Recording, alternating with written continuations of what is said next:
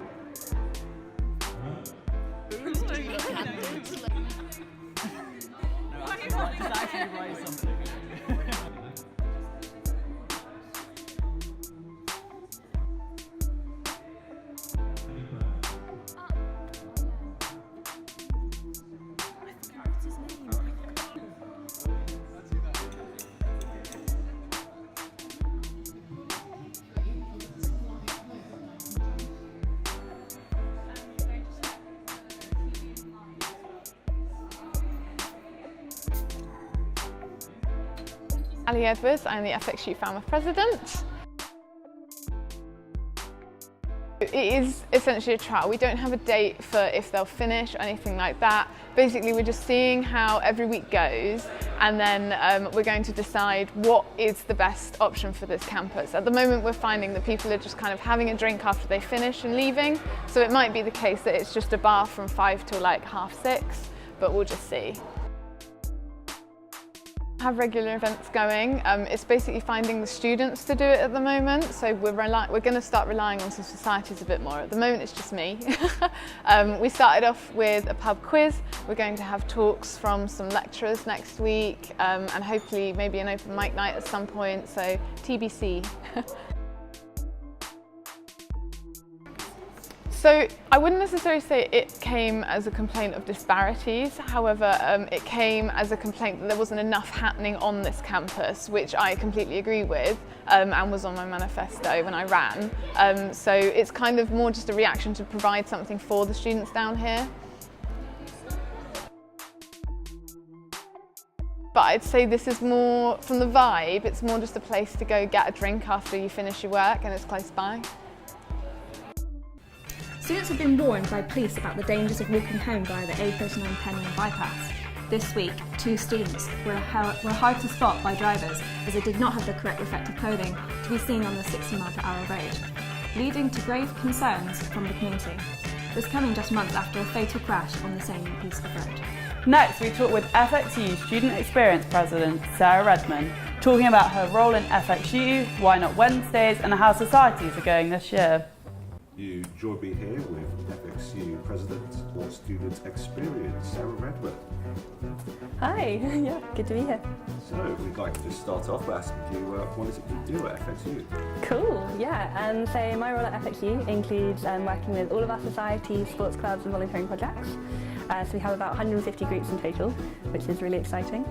I also do sustainability for the union and facilities and all the shared services that we have on campus.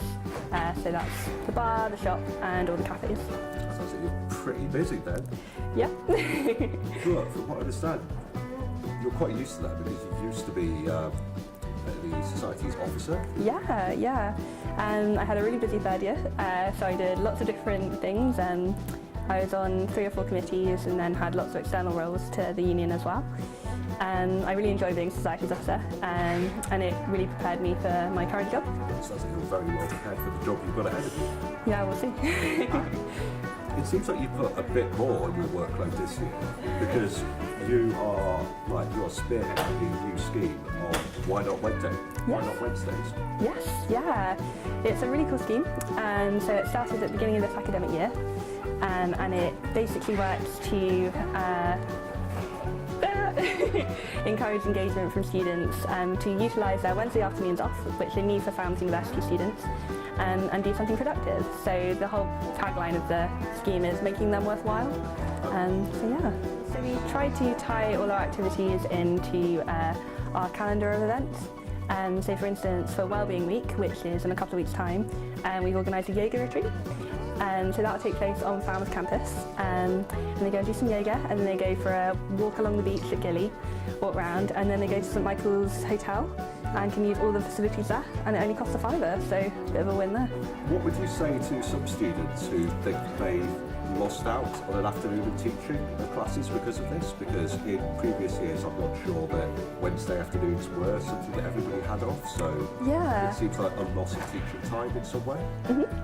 So it's kind of a trend across the higher education sector that universities are moving to have Wednesday afternoons off as kind of like an enrichment afternoon for students to explore new activities, to increase their employability, and to just kind of have that break from the academic rigour of the university courses.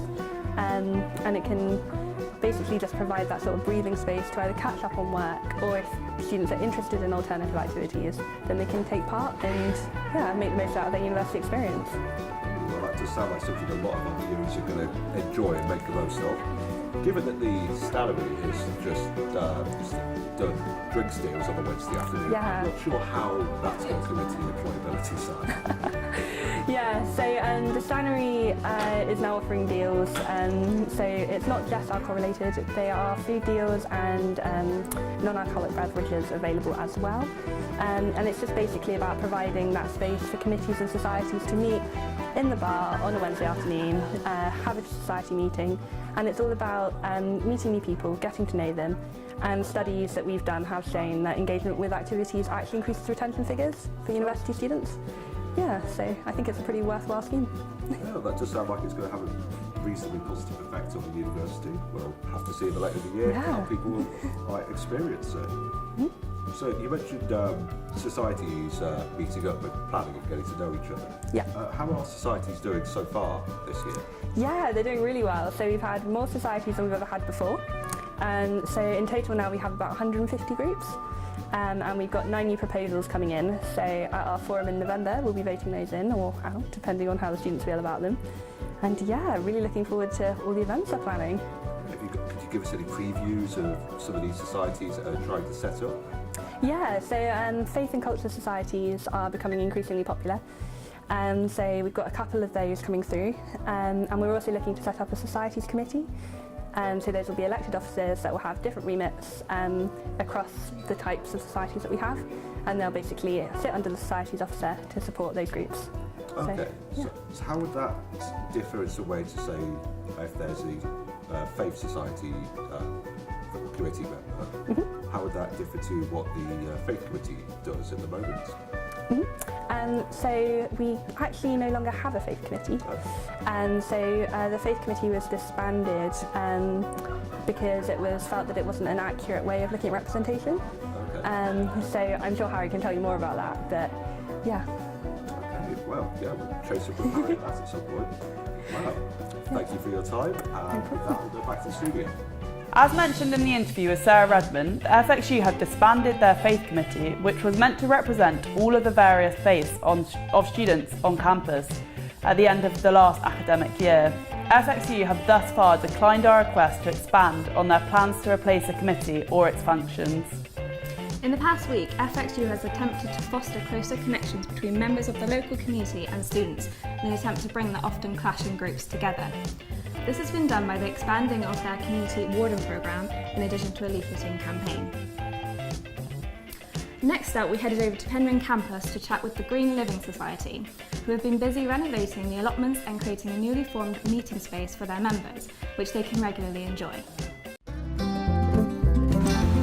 We are hoping it will be a space where all our members can come together and have more social events, and also just a nice place to shelter from the wind when we're spending a very long, cool day on the allotments.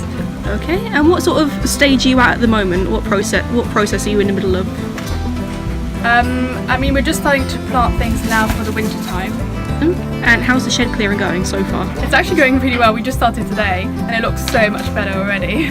Well, we can see behind you there's like quite a pile that you're sorting through for the recycling. Oh yeah, we're trying to use like as much as we can again. So we're like taking a few bits that we can possibly use again, and any like old bits of wood or pottery we can just use in the allotments to make maybe like we're hoping the mosaic path would be quite nice, or just little structures. At the moment it's just contained to the allotment that as students have. The rest of it is maintained by the gardeners, but we just have that little corner at the back of the orchards.